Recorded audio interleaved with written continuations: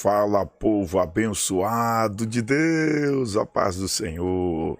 Estamos de volta para mais uma aula da Escola Bíblica Dominical. Mais um momento de aprendizado e crescimento espiritual. Que bom que você está aqui. E hoje a lição está forte, hein? Vai ter gente que vai cair da cadeira com a lição de hoje.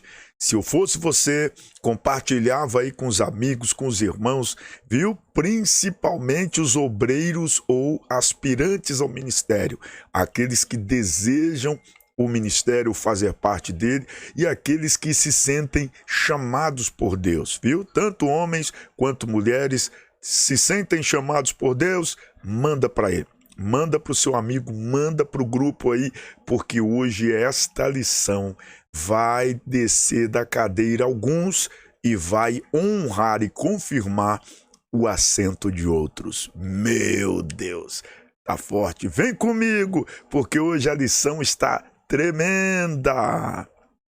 E a lição de hoje é a nossa lição de número 7, hein?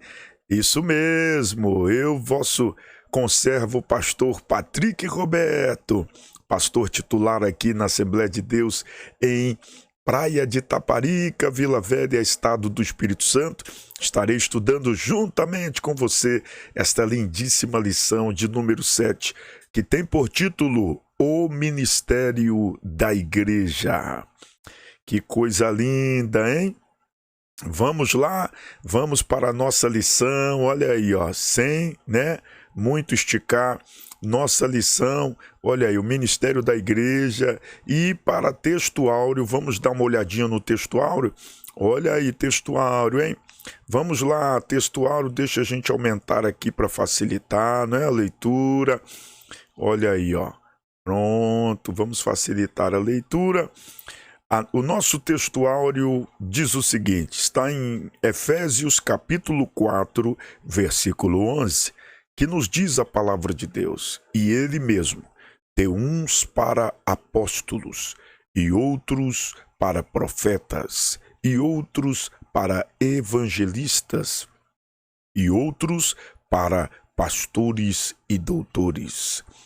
Nossa verdade prática, olha aí, ó, nossa verdade prática. Vamos lá, esse texto maravilhoso da nossa verdade prática, olha aí, ó. Os dons ministeriais foram dados com o objetivo de edificar a igreja e promover a maturidade de seus membros. Repetindo, a verdade prática. Os dons ministeriais foram dados com o objetivo de quê? De edificar a igreja e promover a maturidade de seus membros. Uou! Muito forte isso, hein? Só na verdade prática a gente já toma uma lambada, hein? Desculpa a expressão, Só na verdade prática muita gente já começa a ver que os dons ministeriais têm um foco, têm um propósito específico. Não é para engrandecer ninguém, não é para exaltar ninguém, nem mostrar que um é mais forte ou mais cheio de Deus do que o outro. Não. Ou mais usado, e sim tem o propósito de edificar a igreja e gerar maturidade. A lição de hoje vai gerar maturidade em muita gente. Olha aí, vamos lá, vamos prosseguir. Como eu sempre digo para vocês, olha aí, ó, a gente sempre compartilha esse conhecimento, A nossa lição com a leitura diária, não introdutória, mas a leitura diária. O que a gente aprende com a leitura diária?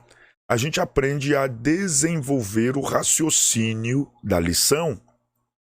Então a leitura diária, que na segunda-feira, 1 Timóteo 3, capítulo 3, verso 1, já traz a excelência do chamado ministerial. Na terça-feira, 1 Pedro 2,9, já mostra que o sacerdócio, olha aí, é universal de todos os crentes. Então já começa a trazer essa visão universal do sacerdócio, dentro do prisma bíblico, claro. Quarta é aos Efésios, capítulo 4, verso 11, o ministério quíntuplo da igreja, que é o que nós acabamos de ler no texto áureo, né? Quinta, olha aí, Atos 6, versículos de 1 a 7, traz a instituição do diaconato. Porque os diáconos foram, não é? O diaconato foi instituído, instalado na igreja, traz todo esse, olha aí, essa consciência. Sexta-feira, 1 Timóteo capítulo 3, versos 2 ao 7, traz o quê? As qualificações morais do ministério. Então a gente vê que para o ministério ser ministério exige-se, né, uma qualificação, um padrão de qualidade. Sábado, Tito, capítulo 1, versículo 7, que traz as qualificações da natureza social do ministério. Tá vendo aí? Então, muito forte. Com esse, não é? Com esses versículos, essas leituras durante a semana, você, aluno e professor, né? No caso do aluno, durante seu estudo, o professor traz para os alunos esta concepção.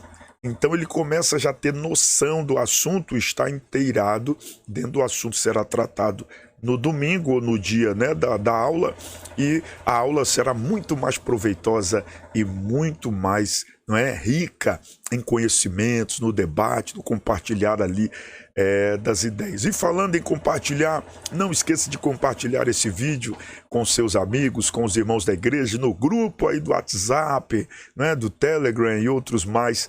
Lembrando, hein? Se você ainda não é inscrito em nosso canal, nos dê essa honra, nos ajude a crescer e alcançar muitos outros para a glória de Deus. Clique aqui, aqui embaixo tem um botão escrito inscrever-se. Você vai clicar nele, tá bom? Ao lado tem um botão com desenho formado um sino, você vai clicar, é o botão das notificações. Então vai ter várias opções ali, você vai clicar em todas as notificações, ok? Assim, sempre que a nossa aula estiver no ar, você será o primeiro a ser notificado. E não esquecendo do joinha, hein, do like, do gostei, tá bom? Para que o YouTube entenda que a nossa aula serviu para você de alguma forma e pode servir para outros que buscam o mesmo interesse que você, ok? Então, nos ajudando aí, já ficamos gratos e agradecemos a Deus pela sua vida e vamos continuar, porque a lição hoje está forte. Fica em classe, não é? Na nossa leitura bíblica em classe, nós temos o livro, né, a epístola aos Efésios, carta de Paulo aos irmãos que estavam em Éfeso, capítulo de número 4, versículos 11 ao 16, que nos diz a palavra do Senhor. Olha aí, né, a palavra do Senhor aí, né, verso 11. E ele mesmo deu uns para apóstolos, e outros para profetas, e outros para evangelistas, e outros para pastores e doutores, querendo o aperfeiçoamento dos santos, para a obra do ministério, para a edificação do corpo de Cristo.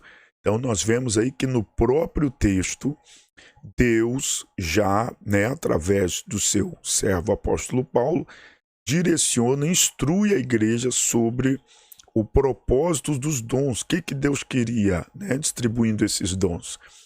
O aperfeiçoamento dos santos para a obra do ministério, para a edificação do corpo, até que todos cheguemos à unidade da fé e no conhecimento do Filho de Deus, o varão perfeito, à medida da estatura completa de Cristo. Tá vendo? Então, os dons, eles têm propósitos. Tá vendo aí? Principalmente os dons ministeriais, né? Verso 14. Para que não sejamos mais meninos inconstantes. Tá vendo aí? Que não sejamos mais meninos inconstantes aqui, né? Levados em roda. Olha aí, isso aqui é muito forte, não é? Então, a palavra de Deus, ela já vai dando instrução para nós aqui, não é? Levados em roda por todo vento de doutrina, pelo engano dos homens, que com astúcia, tá vendo aí? Né? Com outras intenções, enganam fraudulosamente.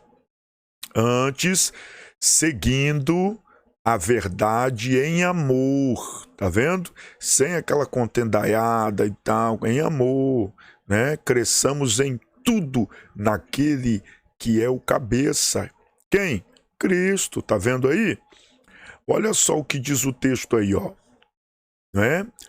O do qual todo o corpo bem ajustado e ligado pelo auxílio de todas as juntas, segundo, tá vendo aí? Ó, segundo a justa operação de cada parte, faz o aumento do corpo para sua edificação em amor. Eita, glória a Deus! Então a gente vê que a questão dos dons é muito mais assim, não é? Proposital, muito mais centrado do que nós vemos por aí. Não é? Os dons ministeriais, um indo para o norte, outro para o sul, outro para o leste, para o oeste. Não, meu irmão. O propósito de Deus sempre foi trazer um direcionamento, um amadurecimento da igreja, a edificação da igreja e a promoção do reino, não é? Do sacrifício de Cristo para as nações, para as pessoas chegarem ao conhecimento do poder que há neste nome Jesus Cristo. Aleluia, o Filho do Deus vivo. E nesta lição nós vamos trabalhar coisas tremendas que você não pode perder. Por isso, pega aí papel e caneta na mão, porque já vem instrução, hein? Pegou aí, pegou o papel, pegou a caneta, pronto para anotar, pronto para deixar tudo no esquema aí? Então vem comigo, vamos para a lição. Olha só, no nosso comentário, não é? A gente começa aí com a introdução. Vamos lá, vamos participar aí na introdução. Olha o que diz a introdução, ó. Vamos lá. Ó, nesta lição veremos o ministério em suas diferentes funções e ofícios, bem como as qualificações que biblicamente são exigidas para o exercício. Primeiramente, mostraremos que, de modo bíblico, todo cristão exerce um ministério sacerdotal, que, ó, isso aqui é importante, tá vendo aqui, ó? Tá mostrando o quê? Que todo, tá vendo aqui? Cadê primeiramente, né? Deixa eu voltar aqui, né? Ó, todo cristão, tá vendo aqui destacado aqui, exerce um ministério sacerdotal. Isso está na Bíblia. Todo cristão exerce um ministério sacerdotal, tá vendo aí? Então a gente percebe o quê? Que biblicamente existe uma legalidade para cada irmão exercer o seu sacerdócio individualmente. Eita, pastor, que heresia é essa? Não é heresia. O problema é que as pessoas não estudam. É por isso que eu disse que a lição de hoje vai fazer gente descer da cadeira. Porque tem gente se assentando onde não tem ainda qualificação para se assentar. E tem gente que está sentado, tem dúvida, e hoje a dúvida será sanada, será retirada, porque você vai ver que, biblicamente falando, você tem sim legalidade para exercer seu ministério. Agora, existe um padrão. Que padrão é esse? Vamos para a Bíblia. Não é o pastor Patrick que institui para padrão, é o próprio Senhor através de sua palavra, que o habilita a ministrar diante de Deus. Olha aí. E como que é essa ministração diante de Deus? Nós vamos saber hoje. Nesse sentido, não há diferença, olha aí, ó, não há diferença, tá vendo aí? Entre o membro e a liderança, nesse sentido de ministrar diante de Deus, não é diante da igreja. Anote isso aí, professor, porque hoje a lição está muito forte, muito séria, muito profunda. Olha só o que está dizendo aí, ó. Nesse sentido, não há diferença entre, né, o membro e a liderança. Todos são sacerdotes de Deus, né? Por outro lado, as escrituras mostram claramente, isso aqui é importante, hein? Mostram claramente, olha aí, ó, que Deus escolheu determinadas pessoas para funções específicas. Isso aqui é importante, hein? Isso aqui é importante. Esses ministros chamados por Deus têm a função de servir a Igreja de Cristo e trabalhar no aperfeiçoamento dos santos. Uou! Então nós vemos aí o que, pastor? Nós vemos que todo crente, biblicamente falando, ele pode exercer o seu sacerdócio e deve exercê-lo, não é? Para ter o acesso a Deus. Mas diante da igreja, da congregação, Deus escolheu alguns sacerdotes, né, para funções específicas e com qualidades e características específicas. É aí que mora o segredo. Pastor, como assim? Vem comigo, vamos para a lição. Vamos para a lição? A lição vai mostrar para a gente. Olha aí, ó. E hoje a palavra-chave é essa, né? Ministério. Tá aí, ó. Ministério. Palavra-chave de hoje é essa que tá aqui, ó, né? Ministério. Tá aí. Já confirmado aí, ó. Ministério. Palavra-chave de hoje. Eita! Vamos lá, então? Ó, deixa eu só ir pro... Opa, errei aqui. Glória a Deus. Ó, deixa eu só sair da frente aqui, vou pro outro cantinho, para você estar me vendo, pra gente, né, estar estudando junto. Pronto. Ó, nosso tópico 1 nos diz o seguinte, ó. O ministério sacerdotal de todo crente. Aí você me pergunta, pastor, como que funciona? Como que funciona isso? A questão de todo crente ser um sacerdote, né? O sacerdote de todo crente, como funciona? Vamos estudar, meu filho. Caneta e papel na mão, porque já vem instrução, hein? Olha aí.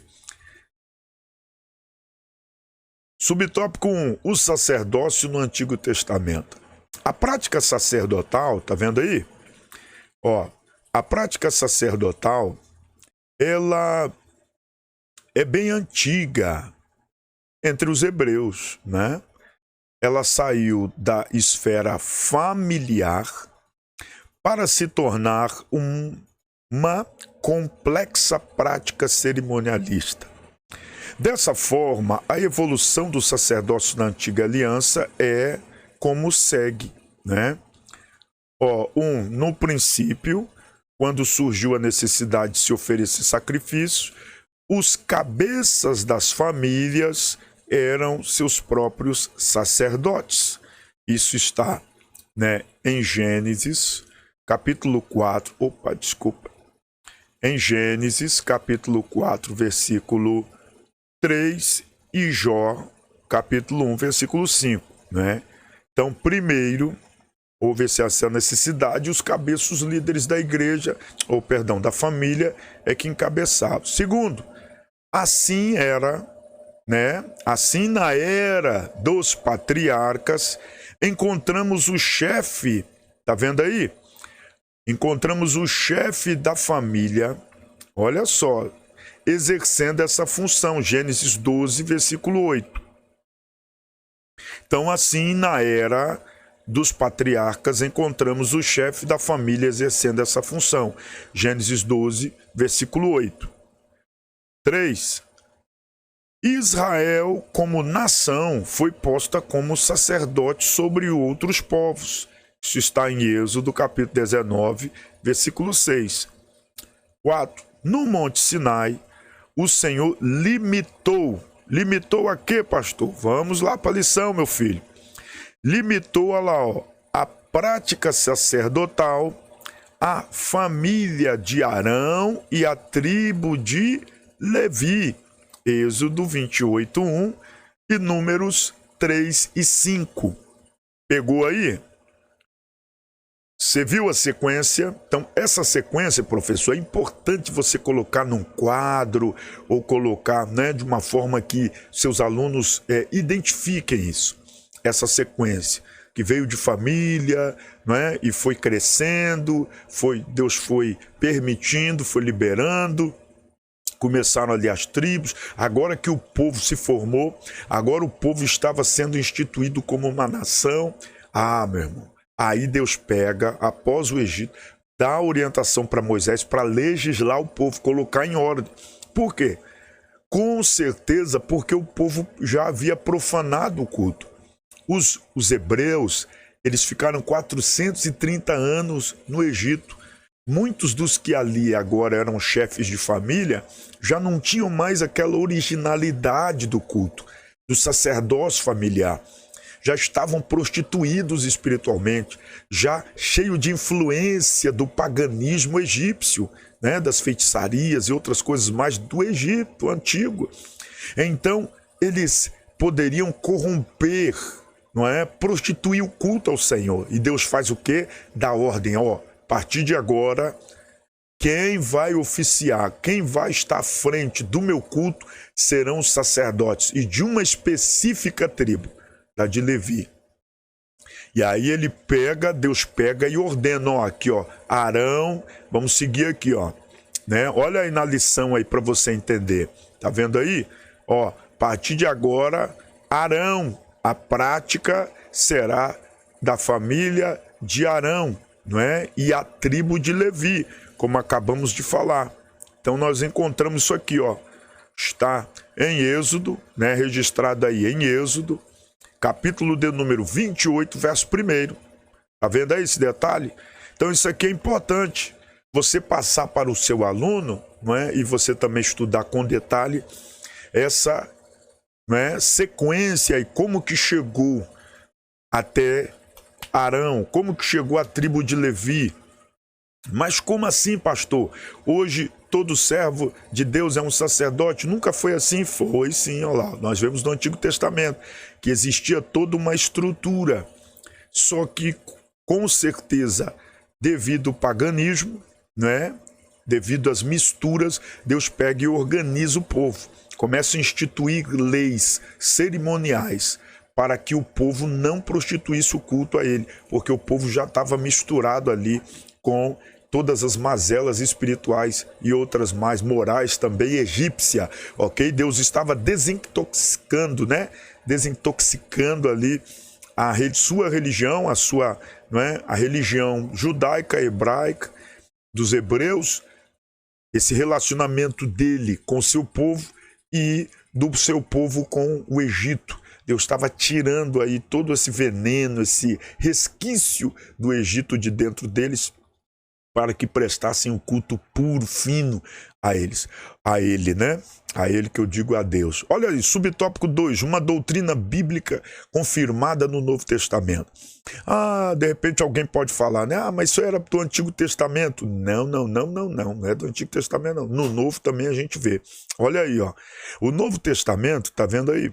O Novo Testamento apresenta o sacerdócio da antiga aliança como um tipo de Cristo. Hebreus 8:1. Que operou o derradeiro sacrifício pelos pecados do povo, né? Assim, não mais uma família, tribo ou nação é detentora do sistema sacerdotal. Agora, é a igreja que constitui o sacerdócio universal de todos os crentes. Então, isso aqui, ó, é importante, meus irmãos, a gente observar, né? Deixar aqui, ó, grifado. Por quê? Porque a gente vê que agora a igreja constitui o sacerdócio universal para todos os crentes. Então, passou por aquele período ali do Antigo Testamento, agora vem para o Novo e a gente encontra o Novo Testamento indicando a igreja. Aonde está isso? 1 Pedro 2:5, Apocalipse 5:10, tá bom? Jeremias 31, 34 já traz essa questão da sombra aí também.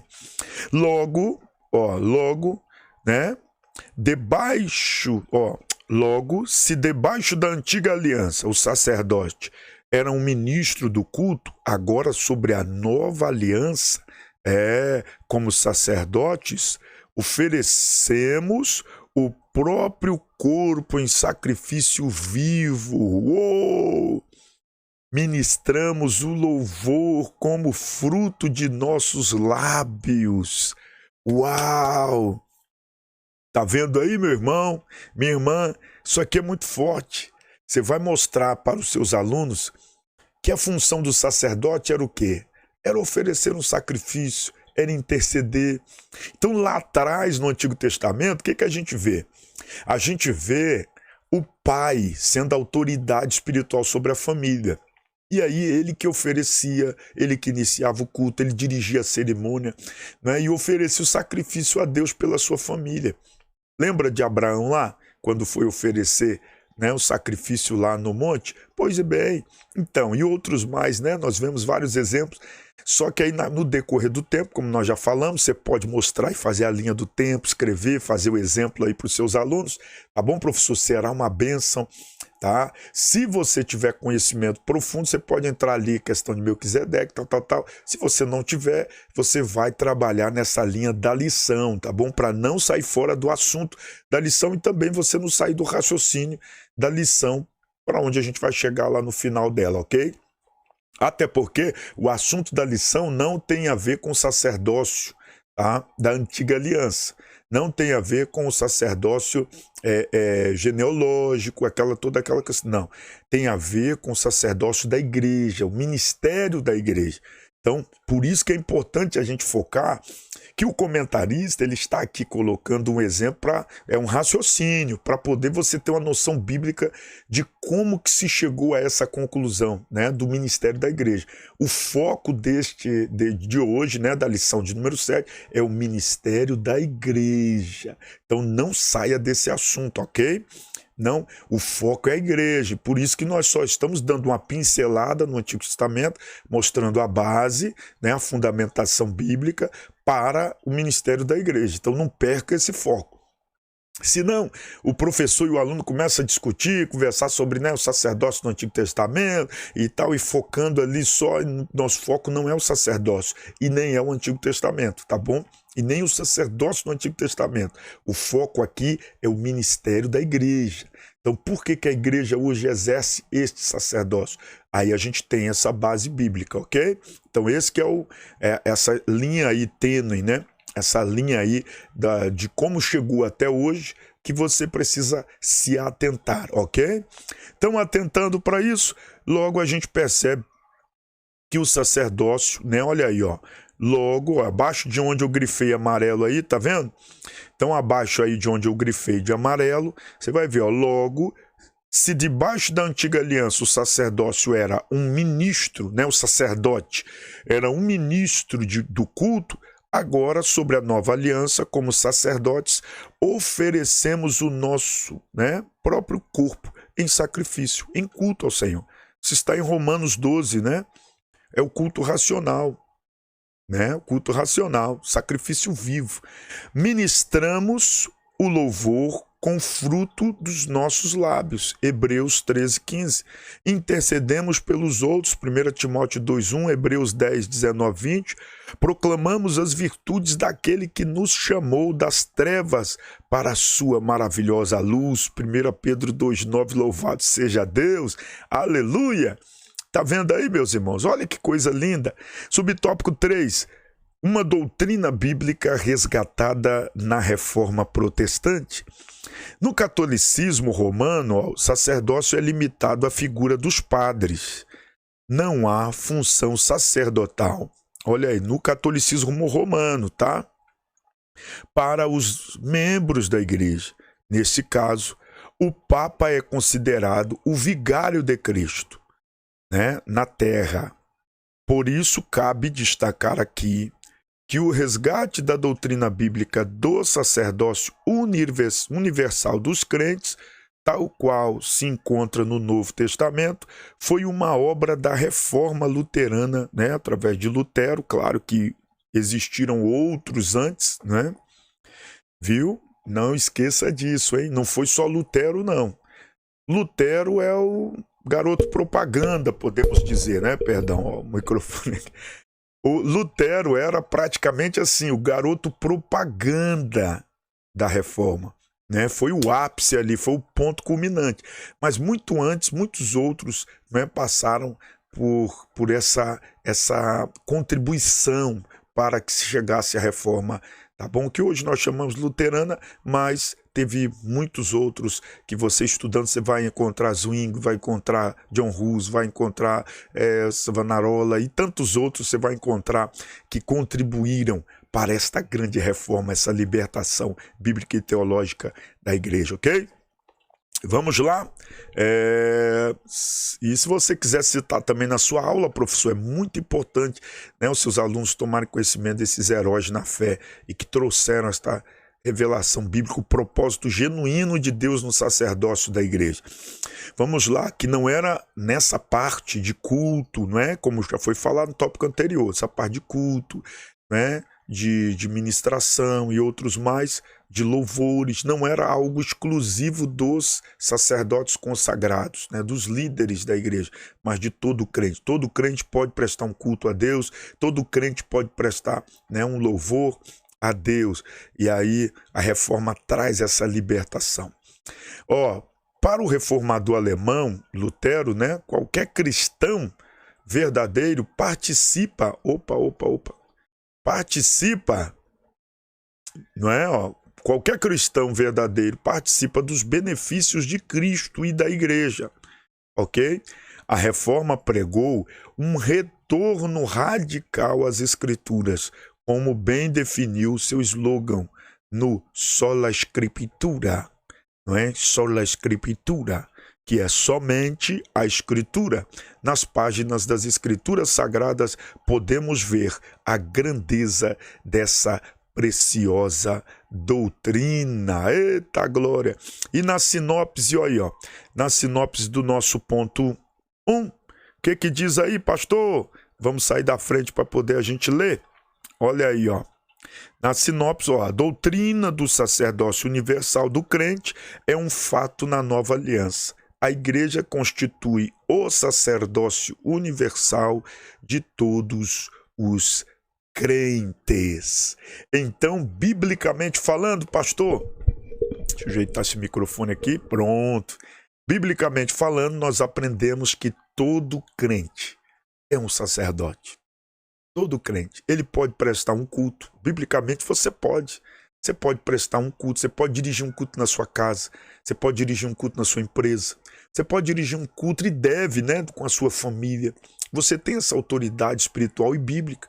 Você pode prestar um louvor a Deus, né, liderar ali um grupo, tá ali, vamos louvar a Deus, ou você mesmo louvar a Deus por tantas bênçãos já alcançadas, né? Você tem esse acesso a Deus. Você pode ali interceder pelos pecados, pelos seus pecados, pelos pecados de alguém. Você pode ali, né? Por isso que a Bíblia diz, não é? Comunicar aos santos as vossas necessidades, uns aos outros estarem orando, é bíblico, que a gente deve interceder, orar uns pelos outros. Agora lembre-se que este sacerdócio é um sacerdócio individual. É o acesso que você passou a ter, porque antes só o sacerdote tinha acesso a Deus. Aqui a gente não tem tempo hábil para isso, mas você, professor, pode, né, no gráfico ali, apresentar para o seu aluno e explicar para ele sobre o sacrifício, que, né, em determinadas épocas na Bíblia, as pessoas esperavam um ano e outros de tempo em tempo e iam até o templo central, não é, onde estava o sacerdote, porque eles não podiam ser sacerdote, então eles iam até onde estava o sacerdote para o sacerdote interceder por eles, oferecer o sacrifício pelos pecados deles, e somente esses sacerdotes tinham acesso ao Pai, tinham acesso, né, aos santos dos santos, à presença poderosa de Deus, e o povo dependia deste sacerdote. Hoje, em Cristo, nós tomamos essa liberdade para sermos sacerdotes, e hoje de nós mesmos, tá? E nós hoje temos este acesso ao Pai, podemos pedir perdão pelos nossos pecados, podemos oferecer um sacrifício pelos nossos pecados, não é? Não temos mais essa limitação, esse impedimento de cultuar a Deus, não é? De oferecer a Deus uma oferta de sacrifício, né? Não tem mais aquela dependência direta de um sacerdote. Nós não precisamos esperar um ano ou o próximo culto. Todo momento, toda hora, na beira da sua cama, aos pés ali da sua cama, na cabeceira da sua cama, você pode oferecer um culto ao Senhor. Você é um sacerdote na sua casa, tem essa legalidade bíblica. Lá na sua empresa, você pode separar um cantinho, oferecer um momento de oração, buscar ao Senhor a presença, o acesso está liberado. Nesse sentido, a Bíblia deixa claro que somos sacerdotes. Entendeu? Você, irmã, você, irmão, você tem essa liberdade sacerdotal bíblica de oferecer o seu culto individual a Deus, de estar ali diante da presença do Pai, de oferecer uma oferta sacrificial, não é? De buscar o perdão pelos seus pecados, de oferecer ao Senhor um culto racional, aleluia, uma adoração com o seu corpo, com seus dons, com seus talentos. Você pode. Agora, só que tem um grande detalhe. Que detalhe, pastor? Vamos lá. Vem, porque a lição no tópico 2 vai começar a explicar isso para nós. No nosso tópico 2, nós encontramos aí, a estrutura ministerial do Novo Testamento. Isso aqui é muito importante para nós, viu? Agora você vai entender a estrutura ministerial do Novo Testamento. Subtópico 1, o ministério quíntuplo, que nós lemos, né, no texto áureo desta lição. O texto de Efésios, tá vendo aí, O texto de Efésios, vamos dar uma olhadinha, 4:11, que é o texto áureo, diz que Deus pôs na igreja apóstolos. Lembre-se, não é na sua casa, na igreja. Não é no seu trabalho, é na igreja. Não é na cabeceira da sua cama, é na igreja. Não é lá na sua rua, na sua varanda, no seu quintal, na igreja. Deus pôs na igreja apóstolos, profetas, tá vendo aí? Evangelistas, pastores e mestres. Então, a sequência original é essa aqui, né? Primeiro, apóstolos, profetas, que aponta o dedo, apóstolo que é apoio para a obra, dedinho de profeta, não é? Evangelistas, porque dos dedos, não é? O dedo do meio, ele é o que tem o maior alcance, são os evangelistas que alcançam, né? Tem um maior alcance. Aqui é interessante, hein? Você mostrar para os seus alunos. Tem um maior alcance. Depois, terceiro, que é o dedo anelar. Olha aí, pastor, né? Pastores, por quê? Porque os pastores é que cuidam da noiva de Cristo. Glória a Deus. Da igreja. Então é o dedo anelar, ok? E no dedo minguinho, que é o dedo que nós alcançamos as minúcias, né? Aqueles cantinhos em que os outros dedos não alcançam, o pequenininho alcança. É o dedo que indica o mestre, tá bom? Os mestres na igreja. Então, sequência. Pastores, tá vendo aí? Profetas, evangelistas, apóstolos, né? Apóstolos, profetas, evangelistas, maior alcance, pastores e mestres. Viu aí? Então, nos nossos dedos já apresenta aí a eficácia desse ministério, não é? E a sequência. A Bíblia é tremenda, irmãos. A Bíblia é maravilhosa. Essa relação, ela é descrita comumente como ministério quíntuplo. Tá vendo aí? Quíntuplo da igreja. Olha o subtópico A aí, vamos ver? Olha o que diz, o apóstolo. Vamos lá? Vamos ver as definições aqui. É alguém enviado em uma missão. Então, deixa eu grifar aqui para você não se perder aí comigo, ok? Então, apóstolo é quem? É alguém enviado em uma missão. Mateus 10, está aí, nós estamos vendo, né? Mateus 10, versículo 2, Lucas 22, versículo 14, também Atos 13, verso 2, nós vemos isso aí. Alguns requisitos podem ser destacados para alguém ser apóstolo.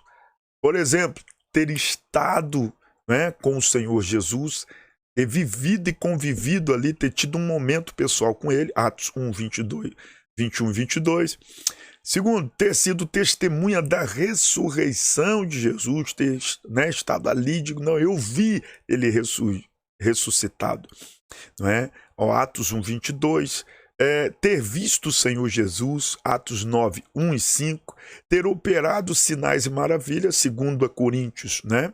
Nós vemos aí, ó, 2 Coríntios, capítulo 12, versículos de 1 a 5.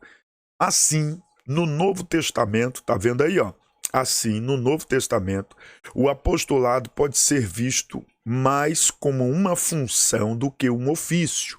Então, nós, assembleianos, nós cremos nisso, que o apostolado, ele tem mais a ver com uma função, um enviado, não é? Que tem o designativo aí do termo, apóstolo, transliterado para o português, é um enviado, do que um ofício ministerial, um cargo de dentro da igreja, tá bom? Na prática é isso, tá bom?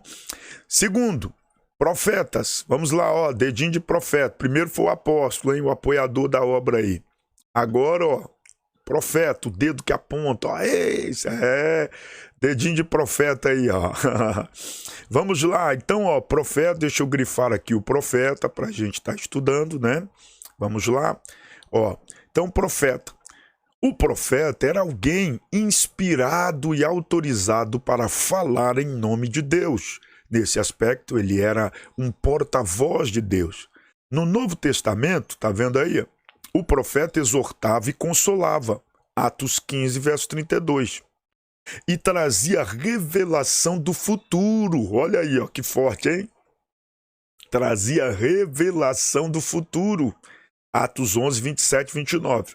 Contudo, a Escritura distingue o ministério de profeta do dom de profecia. Tá vendo aí? Então, a Escritura diferencia o dom de profeta para o dom de profecia. Olha aí, ó. Tá? Distingue o ministério de profeta do dom de profecia. Assim, somente alguns eram chamados para ser profetas, que é Éfeso 4:11. Uns para profetas, meu Deus, enquanto todos poderiam exercer o dom da profecia. Ei! Lembra que eu falei que a lição de hoje vai tirar a gente da cadeira, vai colocar alguns e manter outros? Pois é, olha aí, ó, começou. Então, não é porque a pessoa profetiza que ela tem um ministério de profeta. Tá dando para entender? O ministério de profeta é um, dom da profecia é outro. Ministério de profeta é específico para pessoas específicas, em lugares específicos. O dom de profecia é para todos em qualquer lugar e de qualquer forma, segundo o querer e o propósito do Pai. Tá dando para entender? Então, todos nós podemos receber o dom da profecia e profetizar em nome do Senhor, mas nem todos podem exercer o ministério de profeta. Uou! Tem muita gente se assentando na cadeira do ministério de profeta, mas não tem legalidade bíblica e moral, as qualificações necessárias para exercer o ministério de profeta. Agora, profetizar é graça. Profetizar é graça. É dom de Deus. E é para a igreja, não é para o profeta ou para aquela pessoa que está profetizando. É segundo a necessidade da igreja. Uou, forte, hein, meus irmãos? Que é isso? Olha só como essa lição está reveladora, não é? É tremendo, hein? Isso aí está em 1 Coríntios, capítulo 14, verso 5, 31. Paulo ensina o povo sobre os dons de profecia, sobre a interpretação, os dons espirituais, não é? Então é para todo crente. Agora o evangelista, vamos lá. Olha aí, meus irmãos, evangelistas. Será que todos são evangelistas, hein? Será que nós vamos tirar alguém da cadeira aí? Oh, meu Deus! Quem somos nós, hein, irmãos? Quem somos nós? É só a palavra trazendo a verdade. Tem muita gente enganada dentro da igreja, exercendo ministério que às vezes não existe ou que não tem base bíblica, e a escola dominical é para isso, para a gente aprender. Por isso que a Igreja Assembleia de Deus é uma igreja séria, ordenada, uma igreja centenária, porque ela tem tudo, desde cerimônia, comportamento, tudo, as funções ministeriais com embasamento bíblico, com fundamentação bíblica, tá? Padrão apostólico, estudamos lição passada isso aí. Vamos lá. O evangelista, ó, o dedo do meio, né? O dedo do meio aqui, ó, que alcança, maior alcance. Vamos lá. É alguém cujo ministério é centrado na salvação de almas. Isso aí está em Atos capítulo 8, verso 5, 28, 1. Ei, você conhece algum evangelista que só senta no púlpito? Você conhece algum evangelista que é vice da igreja, né? Ou é um líder ali e tal, mas ele ganha almas. Esse evangelista ganha almas. Você entende? Se é para sentar lá, ajudar o pastor, é melhor consagrar logo a pastor. Aí coloca pastor auxiliar ou um presbítero, não é? Porque o evangelista é um ministério exclusivo para aqueles que ganham almas, aqueles que pregam, que viajam, que levam a bandeira de Cristo e da igreja. Vocês estão entendendo como muita coisa se confunde? Por isso que eu disse que a lição de hoje ia tirar a gente da cadeira, hein? Ia deixar a gente desconfortável aí, porque vai revelar a verdade. Quem vive no engano ou na inocência e ingenuidade bíblica, não tem base bíblica, agora é só se acertar, meu irmão, né? Organizar direitinho, porque o padrão bíblico é esse, os dons ministeriais. Veja aí. Olha só, então quem tem o ministério de evangelista é aquele que ganha almas, não é aquele que senta em púlpito ou que auxilia o pastor nos trabalhos. É o que tem a graça de Deus para pregar o evangelho, seja eloquente, seja tranquilo, seja em estudo, seja em ensino, não importa a forma, é ganhador de alma, então recebeu de Deus o ministério de evangelista, tá? Aí depois vem o quê? Pastores e mestres. Olha aí, que é forte isso aqui, hein? Pastores e mestres. Então vamos lá, pastores e mestres. Olha aí, opa, fui demais, né? Isso aí, pronto, aqui, ó. Ó, o pastor possui a função de apacentar, isso é, né, é o básico, todo mundo já sabe, né? Tem a função de apacentar, João 21, versículo 16, enquanto mestre, o de ensinar, Romanos 12, verso 7. Isso aí não precisa, né, a gente tecer explicação, mestre, ensino, pastor, pastoreio, ok? O apacentar. Subtópico 2, o serviço de diáconos e presbíteros, olha aí. O Novo Testamento mostra como o diaconato foi instituído. Isso está onde, pastor? Atos 6, verso 1 e 7. Está aí, ó, tá claro, ok? Não é? O sentido do verbo grego diácono ou diaconeu é servir. Meu Deus, hein? Quanta gente quer ser consagrada a diácono e não gosta de servir. Meu irmão, você está desejando um ministério errado, a função errada. Porque no próprio termo, né, o designativo diácono, traduzido do grego, transliterado para o português, é servir, tá aí, ó, na lição. É servir, não tem para onde correr. Tá vendo aí, ó? Diácono, né, ou do grego diaconeu. Diaconeu é o quê? Servir, tá aí, ó, claro aí, servir, não tem para onde correr. Você quer servir, você tem um chamado para o diaconato. Não gosta de servir, tá fora. Viu? Ou diaconiza. E ocorre 37 vezes, está vendo aí no texto? 37 vezes ao longo do Novo Testamento. Esse significado aparece em Atos capítulo 6, verso 2. Da mesma forma, o substantivo grego diaconia, ocorre 34 vezes no texto neotestamentário. Ele também aparece com esse sentido de servir em Atos 6:1. À luz do contexto de Atos 6, tá vendo aí? Observamos que vamos lá? Olha aí, ó. Deixa eu pular para o outro lado aqui para poder vocês... assim. Deixa eu sair da frente aqui para a gente acompanhar o texto, não é? Aqui, meu irmão, quem sabe faz ao vivo, é editado na hora. Olha aí, ó, vamos lá. Assim, né, o diaconato era um serviço, tá vendo aí? Um serviço dedicado mais à esfera social da igreja. Gente, isso é muito importante, porque tem muita gente que pensa que o diaconato é uma coisa mais ministerial, aquela coisa de altar, de pregar, de cantar, ou de estar em pé ali, né, olhando a igreja. Irmão, ali é uma das funções do diaconato. O diaconato ele foi instituído por causa da ordem social da igreja, depois que foi para funcional e cerimonial. Deu para entender? Mas a fundamentação bíblica para o diaconato original, a origem do diaconato, tem a ver com a ordem social. Então, o diácono na igreja, ele deve fazer o quê? Dar assistência. E hoje muitos diáconos jogam essa culpa para o pastor, esse peso para o pastor, para o presbítero, para o dirigente da igreja. Não, filho. Biblicamente falando, você está errado. Eu disse que a lição de hoje ia tirar a gente da cadeira, hein?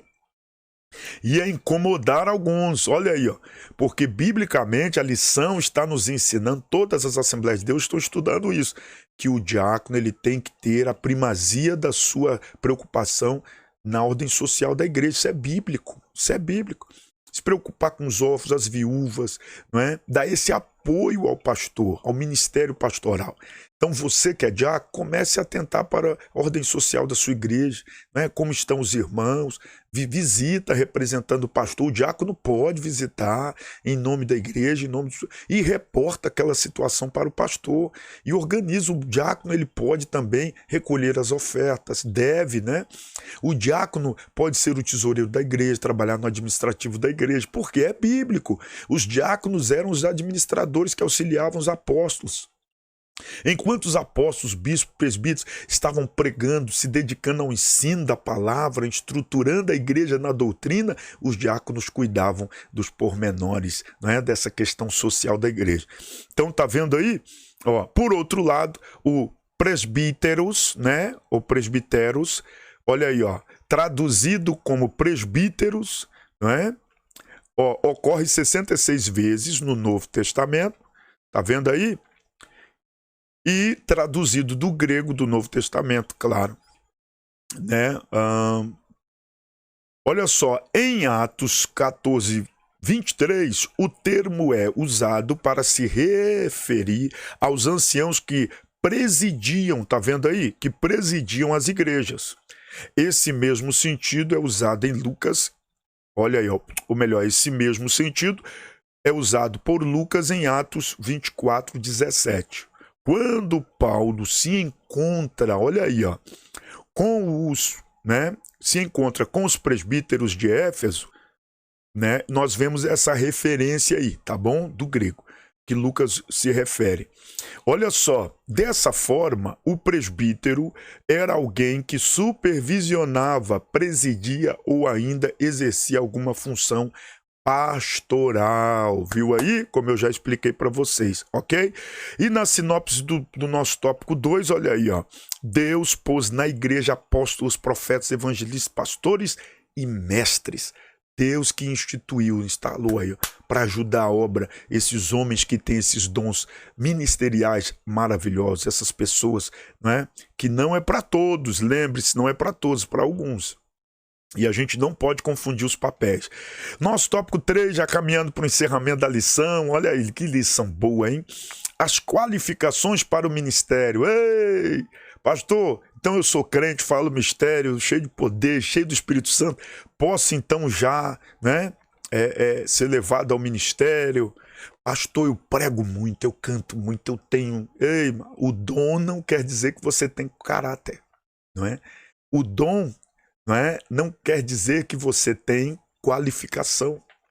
Então, o carisma que você tem, que é o dom, é uma ferramenta maravilhosa que Deus vai usar poderosamente, mas isso não reflete o seu caráter. O dom é graça.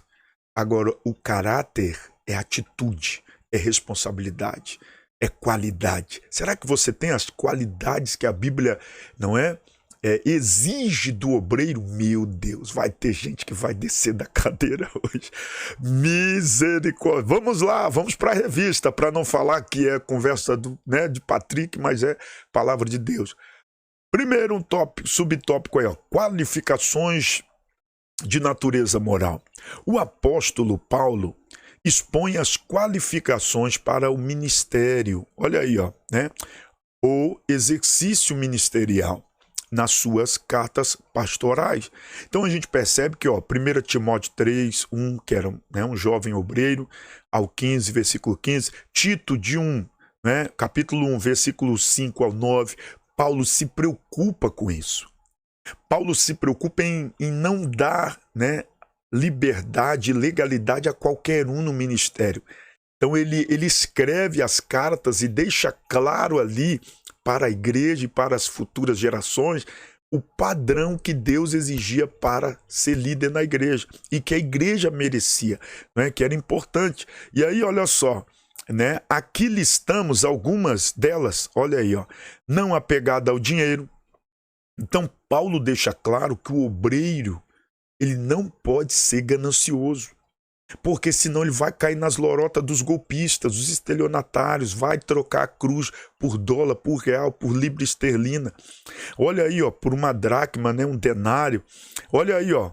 Então ele começa a listar as exigências, as qualificações para o exercício do ministério.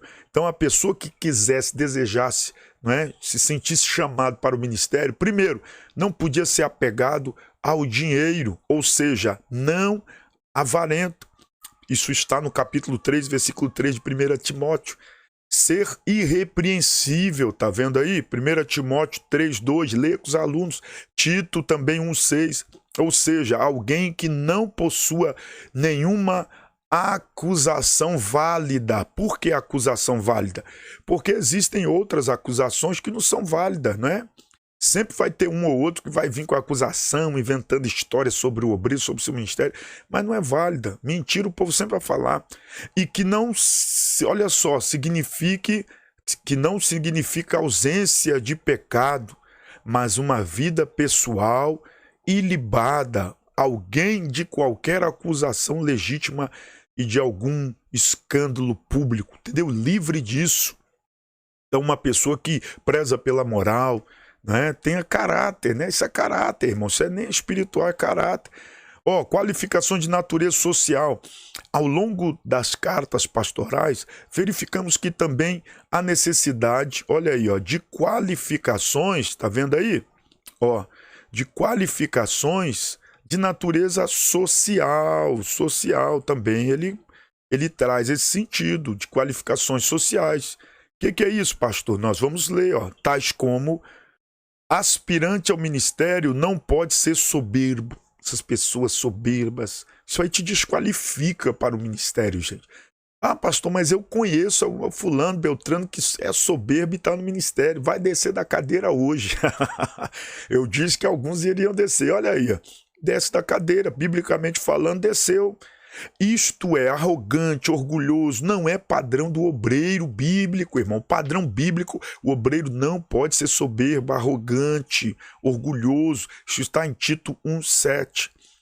Uma pessoa de difícil convívio social, problemática, briguenta, iracunda, irmão, não é padrão bíblico para o ministro de Deus.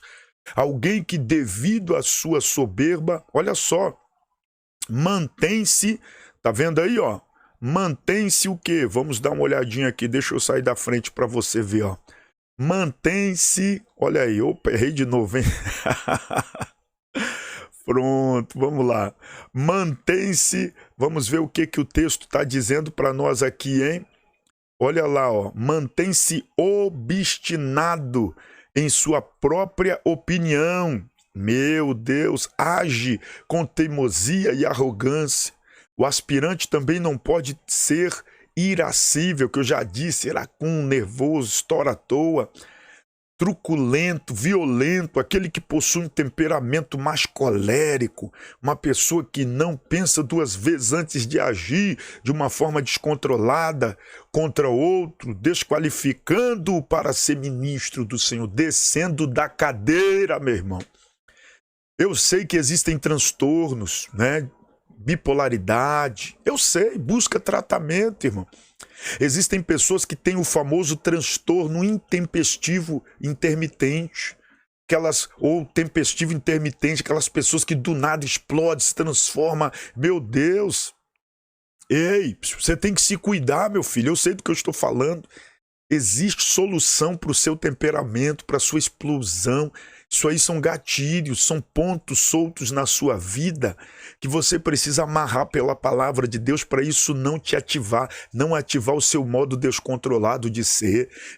Deus está falando com alguém aqui, pede pausa aí no ministério e se trata, meu irmão. Depois que você for curado, você vai ministrar, porque senão você vai trazer escândalo, vai trazer prejuízo para a obra. Eu disse que a lição de hoje ia descer gente da cadeira, irmão, é muito forte. A lição de hoje, olha, parabéns para o pastor José Gonçalves. Tá vendo aí? Olha só, terceiro subtópico, qualificados, olha aí, ó, não é? Para o ministério. Eita, isso aqui é forte, hein? Olha aí, de acordo com as cartas pastorais, podemos afirmar que há qualificações claras para o exercício do ministério da Igreja de Cristo. Irmão, não tem dúvida. Gente, não tem dúvida do padrão de quem é chamado por Deus para exercer o ministério. Deus deixou registrado na sua palavra o padrão bíblico, tá? Bíblico, não é o padrão do pastor, do presbítero, do diácono, do presidente, não. Padrão bíblico para o obreiro ser aprovado no seu ministério. Vamos lá. Olha aí o que diz aí, ó, né? Nesse sentido, os ministros do corpo de Cristo têm como requisitos inegociáveis para o exercício do ministério as qualificações morais e sociais, conforme estudado aqui. Então não tem para onde correr, tá bom? Se você quer exercer o ministério, que bênção, né? Excelente obra deseja, mas saiba que tem um preço, tem um padrão. Você vai ter que lutar contra a sua natureza, contra os seus defeitos, suas inclinações. Você vai ter que ser curado primeiro, para depois curar os demais. Uou. Olha a sinopse do subtópico 3. Há qualificações claras para o exercício do ministério na igreja.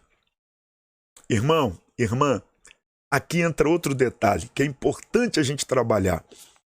Tem muita gente, mas muita gente que quer ser sacerdote em casa e na igreja.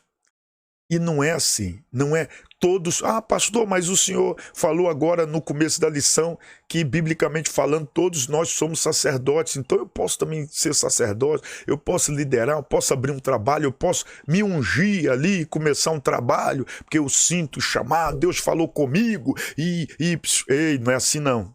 Deus escolheu uns, não foram todos, para apóstolo, profeta, evangelista, pastores e mestres. Alguns, não são todos, meu filho. Todos nós podemos o quê? Exercer o sacerdócio em Cristo. O que é o sacerdócio em Cristo? É você ter acesso ao Pai, ao reino, ter acesso aos santos dos santos. Você pode acessar a presença de Deus com um propósito. Se você observar a organização da igreja, como que a gente entende toda essa, né, nomenclatura, esse sacerdócio? O seguinte, Deus escolheu os sacerdotes das famílias para ministrar sobre as famílias, né, sobre a nação. Os líderes, os pais, para ministrar sobre as famílias, e os sacerdotes que Deus escolheu, né, da linha da tribo de Levi, Deus pega e escolhe uma família para ministrar sobre outras famílias. Deu para entender? Então, começa com o pai ministrando sobre a sua família, depois as tribos, né, uma tribo ministrando sobre outras tribos, que era a tribo de Levi, Deus escolhe. Depois Deus separa e escolhe um sacerdote, né? Ali, um ministério, uma linhagem sacerdotal para trabalhar exclusivamente sobre o povo, e agora traz a igreja, trazendo toda essa sombra de Cristo, porque quem expiou o sacrifício foi quem? Foi Cristo. Cristo foi o cordeiro levado, não é, para o matadouro e conseguiu ali perdoar todos os pecados, conseguiu transformar nossa vida podre, destruída, em uma vida nova pelo sangue de Jesus. Então o sacrifício de Cristo foi o sacrifício completo. Ali ele cumpriu a lei, ali ele cumpriu todo o preço que era necessário ser pago para que alcançássemos o perdão, para que tivéssemos acesso ao Pai. O véu da separação se rasgou. E aí nós encontramos o quê? Nós encontramos o livre acesso ao Pai, nos tornando assim sacerdotes, sim, da nossa vida. Agora, nós temos que entender que sobre nós, sobre a igreja de Cristo, existe um grupo escolhido por Deus. Uns ele escolheu para serem sacerdotes na igreja. Você, na sua casa, na sua vida. Para a sua vida, você tem a legalidade bíblica de oferecer um sacrifício, de buscar o perdão, de alcançar esse perdão. Antes precisava do sacerdote. Antes precisava ir ao templo. Agora você na sua casa, onde você estiver, você está vendo essa lição, você está tendo acesso, não é? A essa informação. Então você entende que hoje você é um sacerdote de Deus para oferecer um culto racional a Deus, o seu culto a Deus. Agora, o culto da igreja, aí já é algo que envolve algo mais profundo. Aí já envolve, né, a questão ministerial. E para o santo ministério, Deus escolheu uns que precisam ter qualificação, que precisam, né, ser exemplo para os fiéis. Há um padrão nisso aí. É esse padrão que nós precisamos entender. Não é para todos, é para alguns. Por isso que alguns, né, uns ele escolheu para apóstolo, evangelista, né, ou melhor, profetas, evangelistas, pastores e mestres. E aí você entende, eu sou sacerdote da minha vida, né? Eu posso ser um sacerdote no meu lar, para o culto, para o louvor, não é? Para a intercessão. Agora, para a salvação, para a ministração, eu preciso, para ser igreja, eu preciso me submeter à estrutura que o Pai colocou para a igreja, não é? O grupo escolhido por Deus para ministrar sobre a minha vida, sobre a minha casa e a minha família. Então isso aí que fique claro para você. Assim como Israel era para o mundo, não é? Deus escolheu Israel para ser o sacerdote no Antigo Testamento, para trazer a presença de Deus para o mundo, não é? Em cada família, o pai, depois ele escolhe ali as tribos, depois das tribos, não é? Ele destina ali o sacerdote. E agora no Novo Testamento, em Jesus, a igreja assume esse posto, não é? A igreja de Cristo, independente da língua, da nação e tudo, nós entendemos, Deus se revelou a Israel, mas um propósito, Israel rejeitou, e aí no Novo Testamento esta missão foi abrangente, ultrapassou os limites de Israel e alcançou todo mundo através da igreja. E a igreja agora exerce esse sacerdócio santo, real, maravilhoso, trazendo essa eleição para as nações e apresentando esse Jesus, que é o Salvador de todo aquele que nele crê, apresentando o reino às nações. Por isso, meu irmão, é importante a gente observar, viu, esse estudo que acrescenta e muito na nossa vida. Espero que esta lição tenha servido de muito proveito e crescimento para a sua vida em nome de Jesus. A hora da nossa conclusão. Que lição quente, hein, irmãos? Uou, tremendo! Vamos lá. Olha só, nesta lição vimos o ministério sob diferentes aspectos, não é? Vimos que a doutrina do sacerdócio universal dos crentes é inteiramente bíblica. Então todos nós somos sacerdotes em Cristo, não é? Para nós mesmos. Todo crente tem o privilégio de apresentar a si mesmo, não é? E a outros diante de Deus, sem a necessidade de mediadores terrenos. Então nós entendemos bem isso. Vimos também que Deus pôs na igreja alguns para o exercício de determinadas funções específicas. E esses ministérios devem ser vistos como dons de Deus à igreja. Uou, aleluia! Então nós entendemos isso. Esses dons de Deus à igreja, que são os dons ministeriais, não foi para todos, são para alguns. Uns ele deu, porque ele capacita essas pessoas para tais funções. É por isso que nem todo mundo pode ser pastor. É por isso que nem todo mundo pode ser apóstolo, evangelista, mestre. Nem todo mundo é mestre.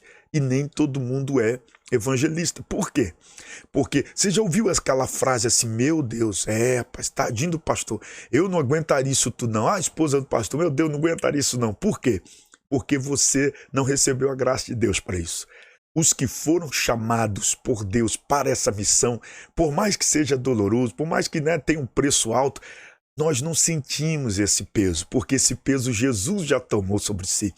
Nós sentimos o reflexo deste peso, mas a graça que Deus nos enviou, que nos deu para exercer o chamado, ela é tão grandiosa que para nós é um privilégio, não é? Estarmos ali sofrendo pelas almas, exercendo o ministério, e não só sofrendo, mas pagando o preço, mas também se sentindo vitoriosos com Cristo, porque Cristo pagou o preço que nós não precisamos mais pagar.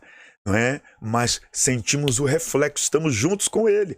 Então as contrações que a igreja sente para o arrebatamento, a liderança sente junto.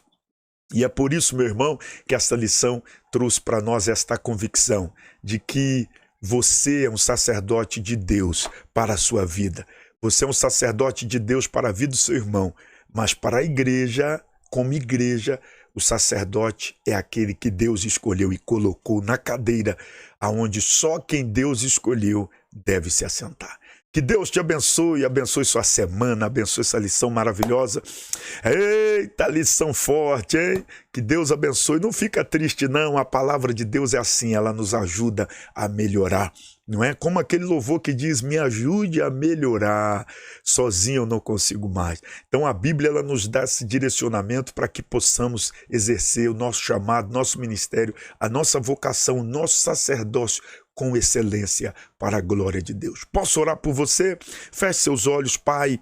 Eu quero agora abençoar este querido irmão, esta querida irmã que acabou de estudar essa lição conosco. Este professor, Pai, inspire-o e que ele possa trazer todos os assuntos necessários à sua congregação e aos seus alunos. E que cada pastor, cada líder possa trazer, ó Deus, esta lição com verdade, com transparência. E aqueles que andam errado, que possam se acertar.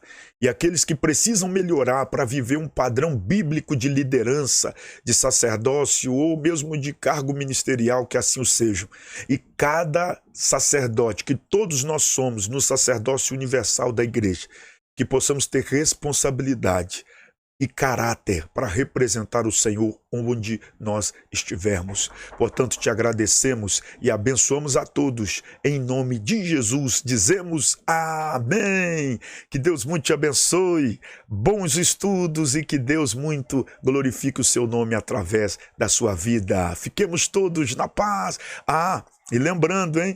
Se você ainda não é inscrito em nosso canal, clica aqui no botão abaixo, inscrever-se, tá bom? Clique, se inscreva. Tem também o botão das notificações, onde tem o sinal de um sino. Clique onde está escrito todas as notificações e não se esqueça de clicar no joinha, no like, no gostei, para que este estudo chegue a muito mais pessoas em nome de Jesus. Deus te abençoe!